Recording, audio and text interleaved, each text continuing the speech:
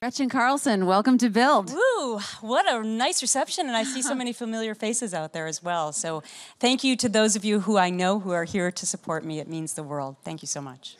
Well, you've launched this wonderful book, and I think it's fair to conclude that this is really a watershed moment in history for women. Your 2016 lawsuit against former Fox News executive Roger Ailes and the events that followed precipitated the writing of this book, and also what you're calling a movement, the reality of which has been felt over the last year and certainly over the last week with the Weinstein allegations. It has a feeling of a dam bursting. And if you trace back how and why this dam would burst at this particular moment in time, it can be traced back to you and your bold action to call this out on a national stage at the highest echelon of power. So my question is, what was going through your mind this week with this explosion of allegations and all these women coming forward? Well, thank you so much for crediting me, Nancy, and thanks for doing the moderating tonight. If you don't know this, Nancy and I actually did a panel together right before I filed the lawsuit, ironically, in Connecticut, and she had a feeling in her head something might be going on. There was a heaviness. Yeah, heaviness. And then when she saw what I did, she was like, oh, well, now it all makes sense. So let me say about the Weinstein revelations that it's repugnant what was going on for 30 years, that he was able to get away allegedly with this kind of behavior and demeaning nature and abusive nature of women. 30 years of covering up with enablers and people who were not telling the truth about what was really going on. That is absolutely outrageous. And he is not alone. This is not just in Hollywood or in the TV business. This is everywhere. This is happening to women who don't have a voice or a platform. And that's why I'm here tonight. That's why I wrote Be Fierce. It's an honor and dedicated to all of those women. And look at what's happening, as you mentioned, Nancy. Courage is contagious. One woman can make a difference, but look what happens when we all get together.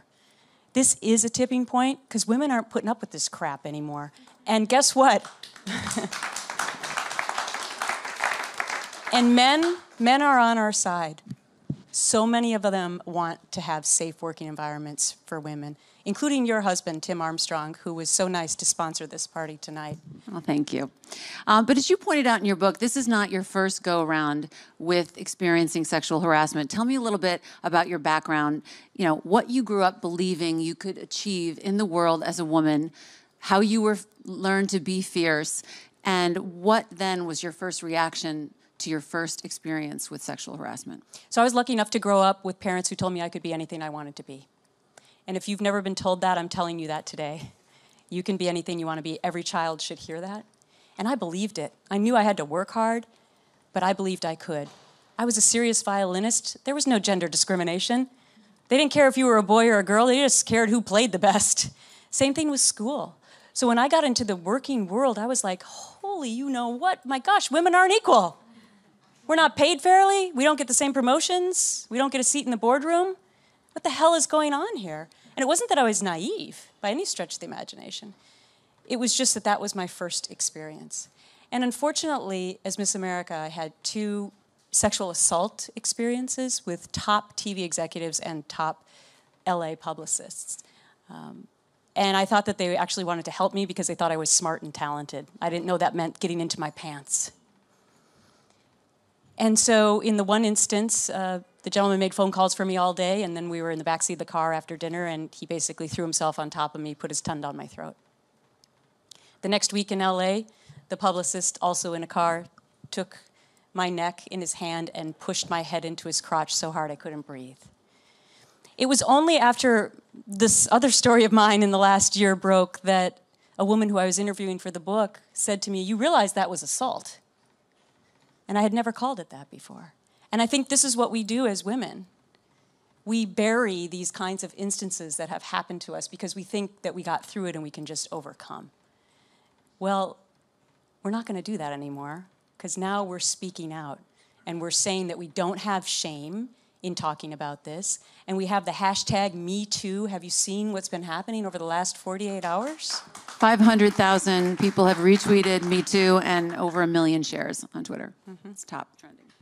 So I think that that's a huge revelation in where we're moving with this. This is social media at its best, actually, because we are communicating at such a rapid pace, and it's keeping the dialogue, the national dialogue, alive on this issue. We're still talking about the Weinstein story almost 2 weeks later. In fast-paced 2017, that doesn't happen very often. And that's why I believe our culture is finally going to change.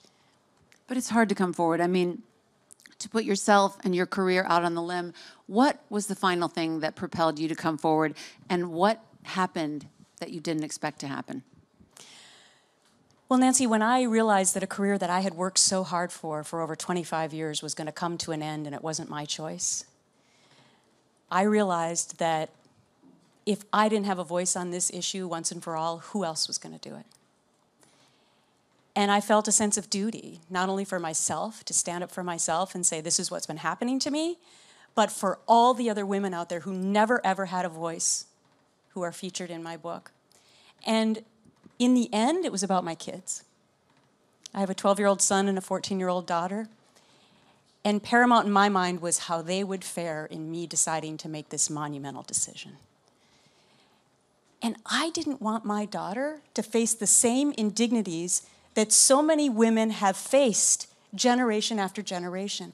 I wanted to be the maker of change. And how do you talk to your 13-year-old daughter about this? How do I talk to my daughters about this when really, as you said, this fight is for them? Tell them the truth. When the Access Hollywood tape came out with now President Trump, I played it for my children because I wanted them to see how not to treat human beings. I wanted them to know that human decency, in my mind, supersedes any political policy. And now, 15 months later, I can look at my children and know that through their mom's actions, they understand what being brave is and what being courageous is, and they're going to pass that on. The gift of courage is contagious. That's what I found out. One woman to one man to one woman to one man, and collectively, here we are today with that watershed moment, I truly believe. And when you first came out with this, that was an unusual thing to do, as we said, at such a high echelon of power. What was the mix of positive and negative feedback that you got on social media? Yeah. You know, it was really interesting because almost right away we had a ton of supporters who were using the hashtag #StandWithGretchen. And that was so important for me during my darkest days, to know that people who had never met me were with me. It meant a lot. I had people like Paul Feig, who's in the movie business in Hollywood, who reached out to me almost immediately and said, I'm a supporter of women and I stand with you, Gretchen. And that meant the world to me, not only because he was a well-known guy and so successful, but because he was a man. It meant that he understood the issue and he was such a huge supporter of women. Now, let's not really give much attention to the trolls, okay? Because they don't deserve any attention. The one thing I've noticed, though, since the Weinstein story broke was that the trolls have pretty much gone away for the most part. You know why? Because there are so many other people speaking up. And now we're shaming the trolls. We're saying, we don't care what the hell you think anymore. We're going to listen to the people who are speaking up. And what was your experience like writing this book? It must have been a journey. What did you learn along the way of writing that book that we all need to learn?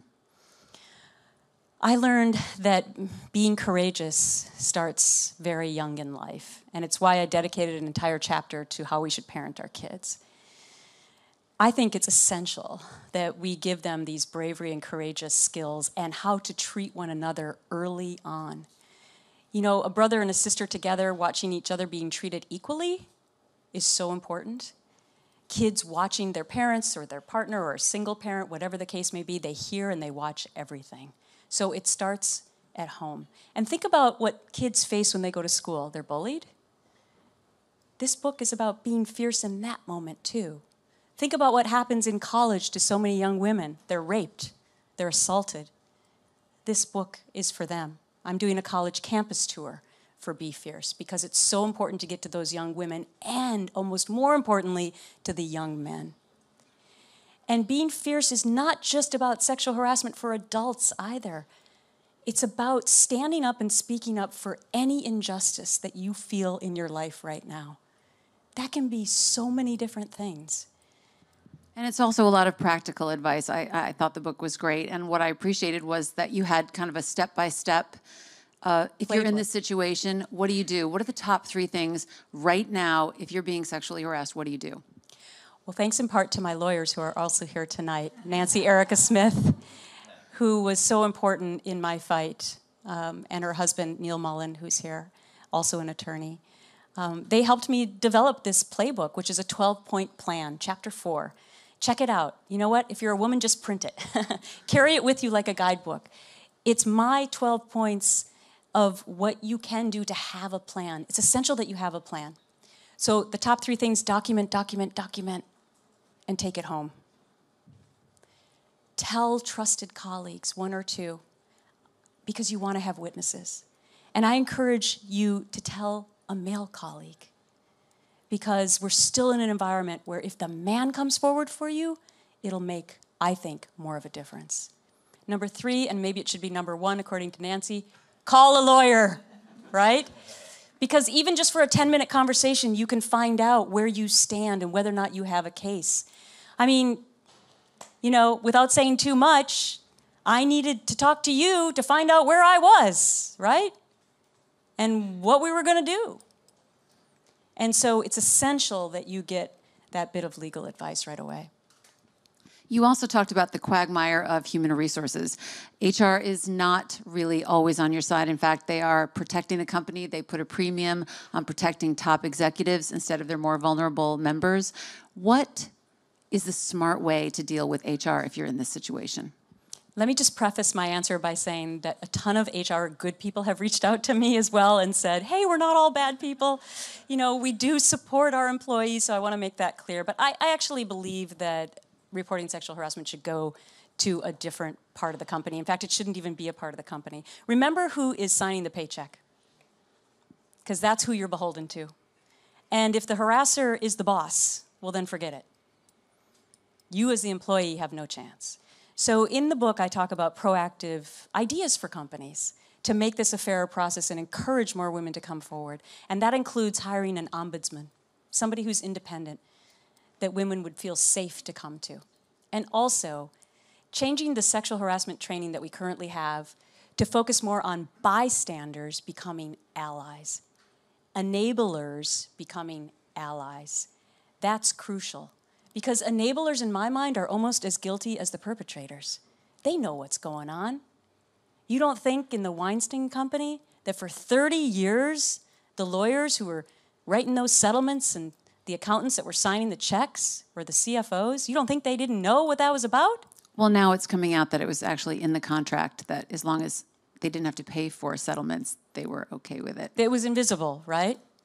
And so we continue to live in this environment of shaming the women, firing them from their jobs, taking away their American dream that they've worked so hard for, and protecting and covering up these perpetrators. And you wonder why we haven't made any headway in 2017. Another thing you talk about, and this is something you're actually working on, is forced arbitration. Can you talk about what that is in an employment contract, and is it good or bad? I'm looking back at my lawyer over there because she and I have made several trips to Washington. We are fierce advocates on a mission to change the law. We want to take away the secrecy from forced arbitration.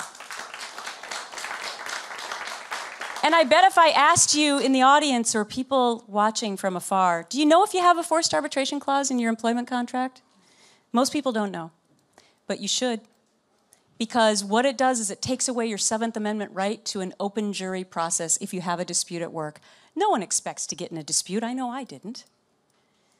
But then to find out that you're going to a secret chamber and no one's ever going to know about it. And by the way, it doesn't operate like an open court. You can't do the same kind of depositions, call the same kind of witnesses. There are no appeals. And doesn't the employer pick the arbitrator? Yeah. So add that into the mix, and 20% of the time, only 20% of the time, does the employee win in those situations? That is not a fair pendulum of power. And so if we would just even take away the secrecy aspect of that, imagine how that changes the dynamic. Oh my goodness, suddenly perpetrators, someone's going to be watching you now. It's not secret anymore. So I'm on a mission to get a bipartisan bill to change this, because nothing gets done in Washington, and so I know it has to be with both parties coming together. And both parties need female voters. So we're going to see this happen, right, Nancy? All right, I've been meeting privately with a lot of Republicans. Democrats are already on the side of this issue. And I'm determined more than ever now that we're going to find Republicans to be co-sponsors of this bill. And you know, what part do men play in this? We'll talk about this when we bring the panel up, but you know, we have a new series at Makers called Makers Men, and we're profiling men that stand with women, that stand with us on all these issues and that promote women, women's advancement. What part do men have to play in getting this to stop? Well, first of all, thank you for doing that. I mean, it's so important to celebrate men who are on our side, and that's exactly what I did in Be Fierce. After I started doing research for the book, I started hearing from so many men like Paul right away, and I realized, my goodness, the majority of men do want to help us, and I wanted to celebrate them in the book and give them the honor that they deserve. And it ended up being the longest chapter, because there were so many great men out there who want to level the playing field, who want to have a safe work environment for women. And so that's number one. Number two, we've got to keep encouraging men to speak up on our behalf. That, I think, can really change the equation. The more men who come forward, and we're seeing it now on social media, but we need more. We need more to say, I stand with these women, and I'm also going to speak up if I see it happening in the workplace. You know, I feature some men in the book who did that, and they also got fired. So the retaliation can carry over from man to women on this issue. So men really need to care about it as well. So I want to, before we send it out to our audience for some questions, I wanted to just read one excerpt from your book. It's the end of your book. Yeah. I'm going to make you finish it. And I can't stop thinking about it because it really feels like a call to action. And it starts like this. We will speak openly, without hesitation and with great strength, and be the women we were meant to be. And in doing so, we will keep saying this in the back of our minds. And it's this quote. The devil whispered in my ear, you are not strong enough to withstand the storm. Today I whispered in the devil's ear, I am the storm. Thank you, Gretchen, on behalf of every woman in the country. Okay, so let's throw it out to a few questions. Hi, thank you so much for being here, and thank you so much for writing the book and speaking up. It really means a lot to me. I was wondering, I feel like there are so many instances in my life, in all of our lives, where sexual assault and sexual harassment, like you don't even realize that it's happening until it's done, and then you're all nervous and like crying. And I'm kind of wondering, how do you kind of address that in the moment, and do you have any tips for that? I know, because you're put in such an incredibly uncomfortable situation, and it feels like an out-of-body experience. Mm-hmm. I know that's how I felt. And afterwards, it's like the flood of emotions comes over you, and it's like everything you've worked for in your life and the confidence that you've built up just flushes right out of you. I know exactly how that feels, and probably every woman in this audience, and maybe some men, know how that feels. I would love to encourage people to be able to find the strength to tell somebody right away when it happened, and to not try to push it down and pretend like it didn't. Because the more that we acknowledge it right when it happens, I wish as a 22-year-old I would have done that. But now I can encourage you in that age bracket to do that. And again, it's this collective part of all of us coming together to decide we're going to do that, right? One woman makes a difference, but look, even if we just all get together in this room, this is a collective group. So it's taking the shame out of it too, and realizing that you did nothing wrong at all. It was something done to you. Thanks for the question.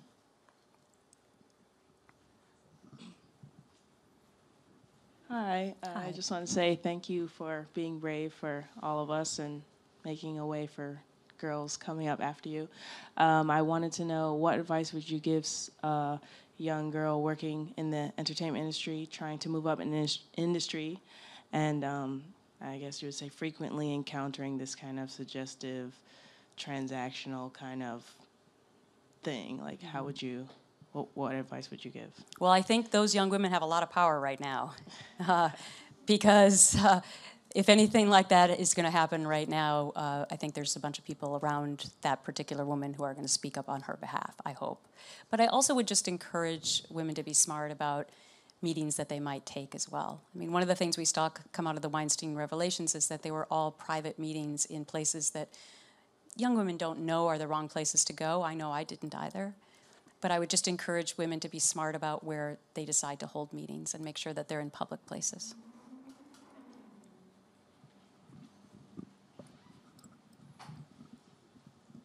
Hi. Hi. I was wondering, what would you say to someone whose friend has experienced sexual assault? Did they go to police? Yeah, I mean, the first thing I think is that's a crime. And so the first thing is to go to law enforcement when it's an assault.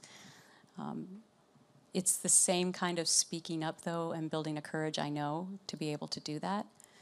But to also tell other people and tell somebody that you trust and who doesn't say to you, I don't believe you. I can't tell you how many of the women that reached out to me said that when they actually did have the courage to tell somebody that they still weren't believed. So I still encourage you, though, to tell them to go to law enforcement first and foremost, and then to tell as many people as possible until they find somebody that does believe them. Thank you.